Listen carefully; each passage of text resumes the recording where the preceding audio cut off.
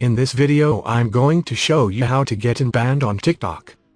TikTok might have banned you might seeing these messages where you can't post anything. It says your account is suspended. The reason is because they don't like unnatural behavior. If liking or following thousands or hundreds of people and you're commenting a lot.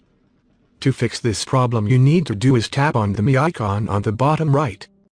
And then the three dots at the top right. And then scroll down. You can hit report a problem.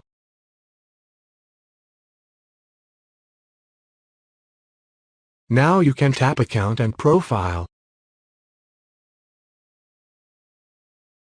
Then tap on manage account. Then tap on hacked accounts. You can go through this, and even if your account might not be hacked, you can act like it was just hacked.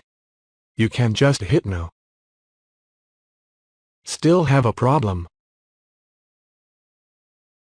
And then you can go in here and just say I think my account was hacked and I'm trying to get my account back, and just type out the whole scenario here. And then hit this submit the report. The trick here is to act like your account is hacked and the hacker do these things to your account.